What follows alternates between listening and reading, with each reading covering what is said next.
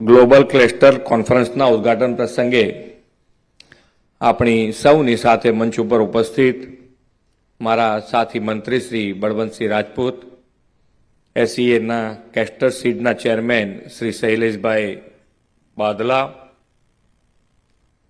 એસઈએના vice president Shri Anshu Malik, Karnataka agriculture price કમિશનના chairman Shri Ashok Balwai, co chairman Shri Dharmendrasinh Rajput, SCA west ઝોનના chairman Shri Prembhai Patel, director doctor B V Mehta, આમંત્રિત સૌ મહાનુભાવો, એવોર્ડ વિજેતાઓશ્રીઓ, પ્રેસ મીડિયાના મિત્રો, આપ સૌને મારા નમસ્કાર. આજે ઉત્પાદન અને એક્સપોર્ટના જેને જેને એવોર્ડ મળ્યા છે એ બધાને ખૂબ ખૂબ અભિનંદન પાઠવું છું.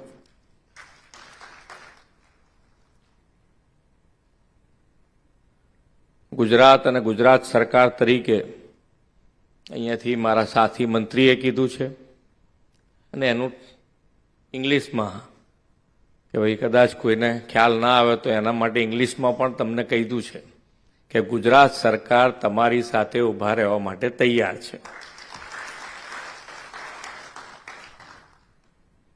તમે આજે તમારી રીતે તૈયાર કરજો કે ગુજરાત સરકાર કેવી રીતે તમારી સાથે ઊભા રહી શકે અને કેવી રીતે આપણે બધા આગળ વધી શકીએ. સરકાર તરીકે અમે પણ અમારી રીતે તૈયાર હોઈએ છીએ કે ભાઈ ખેડૂત છે, ખેડૂતથી માંડીને ખેડૂતની પ્રોડક્ટ કેવી રીતે વધુ ને વધુ આગળ કેવી રીતે વધાય એના માટે સરકાર ઘણી બધી યોજનાઓ બનાવી છે ગુજરાત સરકારે.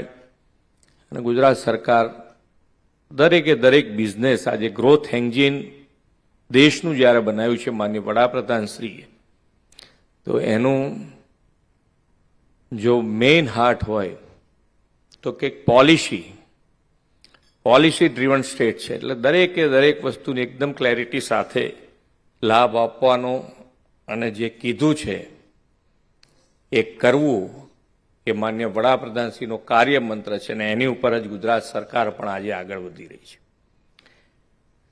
આજે 1963થી કાર્યરત આ એસોસિએશન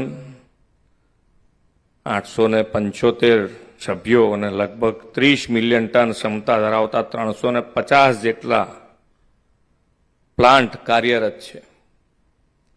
ત્યારે આજે 23મી ગ્લોબલ ક્લસ્ટર કોન્ફરન્સના ઉદ્ઘાટન પ્રસંગે ગુજરાતની ધરતી ઉપર આપ સૌનું હાર્દિક સ્વાગત કરું છું. વિશ્વ નેતા અને યશસ્વી વડાપ્રધાનશ્રીના માર્ગદર્શનમાં ગુજરાતે હંમેશા ઉદ્યોગ અને કૃષિ ક્ષેત્રે નવીનતાઓ અપનાવી છે. શ્રી નરેન્દ્રભાઈના વિઝનરી નેતૃત્વમાં ગુજરાત માત્ર દેશનું આર્થિક ગ્રોથ એન્જિન જ નહીં પરંતુ ઉદ્યમશીલતાનું પ્રતીક બની ગયું છે. વડાપ્રધાનશ્રીએ કૃષિ આધારિત ઉદ્યોગોને પણ નવી દિશા આપીને ગ્રામીણ અર્થતંત્રને સક્ષમ બનાવ્યું છે. એરંડા જેવા પરંપરાગત કૃષિ પાકો અને ઉત્પાદનોનો વેલ્યુ એડિશન કરવાની સાથે સમયના અનુરૂપ નવતર આયામો અપનાવ્યા છે. ગુજરાત દેશભરમાં એરંડો એટલે કે કેસ્ટરનું અગ્રીમ ઉત્પાદક રાજ્ય છે. વર્લ્ડ કેસ્ટર માર્કેટમાં પણ ગુજરાત મોટો ફાળો ધરાવે છે.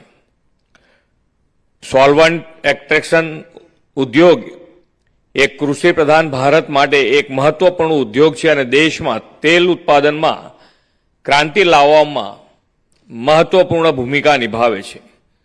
ગુજરાતના ઉદ્યોગપતિઓ અને ઉત્પાદકોએ જે નિષ્ઠા અને દ્રઢતાથી આ ક્ષેત્રને નવી ઊંચાઈએ પહોંચાડ્યું છે તે પ્રશંસનીય છે. ટેકનોલોજી અને નવીન ઉદ્યોગ નીતિઓ દ્વારા કૃષિ અને ઉદ્યોગ એક સાથે પ્રગતિ કરી શકે તે ગુજરાતના ખેડૂતો અને ઉદ્યોગપતિઓએ સાબિત કર્યું છે. આજનો આ કાર્યક્રમ એરંડા ઉદ્યોગ માટે સાથે સંકળાયેલા ખેડૂતો અને ઉદ્યોગોના વ્યાપક હિતમાં વધુ સારી રીતે આ ક્ષેત્રનો વિકાસ થાય તે માટેનું યોગ્ય પ્લેટફોર્મ છે. ગુજરાતનું મહત્વ વધુ એકવાર આ ગ્લોબલ ક્લસ્ટર કોન્ફરન્સ 2025થી ઉજાગર થવાનું છે.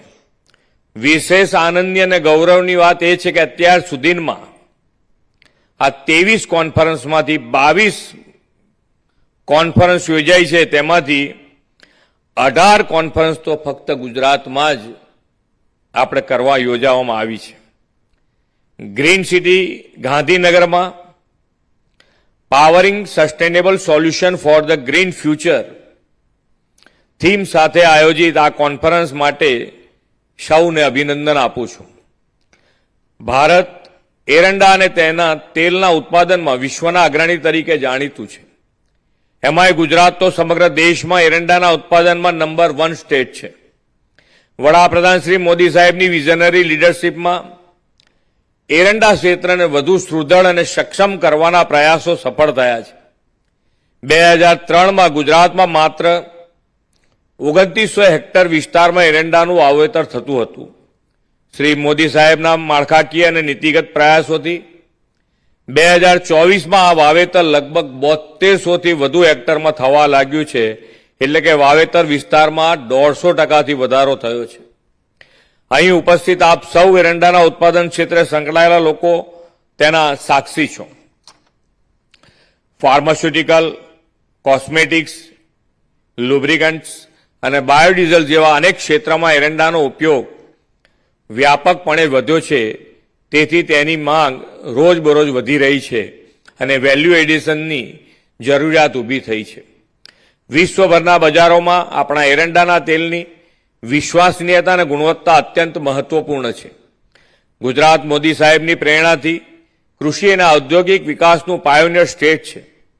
રાજ્ય સરકારે માત્ર એરંડાના ઉત્પાદન અને નિકાસ માટે જ નહીં, પણ નવી ટેકનોલોજી અને સંશોધન દ્વારા ઉત્પાદન ક્ષમતા કેવી રીતે વધારી શકાય તેને પણ પ્રાથમિકતા આપી છે. આ કોન્ફરન્સના માધ્યમથી એરંડા ઉદ્યોગને વૈશ્વિક સ્તરે વધુ સ્પર્ધાત્મક બનાવવા માટે અને આધુનિક કૃષિ ટેકનોલોજી સાથે પ્રોસેસિંગ ટેકનિક અને ઇનોવેટિવ ઉત્પાદન પદ્ધતિઓ અંગે વૈશ્વિક નિષ્ણાતો દ્વારા અદ્યતન જાણકારી મળશે. આ કોન્ફરન્સ માત્ર ઉદ્યોગ કે કૃષિ માટે નહીં, પણ make in India, grow in ગુજરાતના વડાપ્રધાનશ્રીએ આપેલા વિઝન માટે પણ એક મહત્વપૂર્ણ પગલું છે. આ એક એવો મંચ છે જ્યાં ખેડૂતોથી લઈ એરંડા ઉદ્યોગની સમગ્ર સપ્લાય ચેઇનની વિન વિન સિચ્યુએશન માટે ચર્ચા થશે. ગુજરાતની ગ્લોબલ એરંડા હબ તરીકેની ઓળખ દ્રઢ કરી શકાય તે દિશામાં પણ સમૂહ મંથન થશે તેવો મને શ્રદ્ધા છે. વડાપ્રધાન શ્રી નરેન્દ્રભાઈ મોદીએ 2047માં વિકસિત ભારતનો જે સંકલ્પ કર્યો છે તેને પરિપૂર્ણ કરવા આપણે સર્વસમાવેશી વિકાસની દિશા અપનાવી છે. આપણે સૌ સાથે મળીને વિકસિત ભારત 2047 માટે નવી અપેક્ષાઓ, નવી ટેકનોલોજી અને વધુ સમૃદ્ધ માટેનો સંકલ્પ કરીએ. આ કોન્ફરન્સની સફળતા માટે સોલ્વન્ટ એક્ટ્રેક્ટર્સ એસોસિએશનને શુભેચ્છાઓ પાઠવીને વિરમું છું. ભારત માતા કી જય. વંદે માતરમ. જય જય ગરવી ગુજરાત.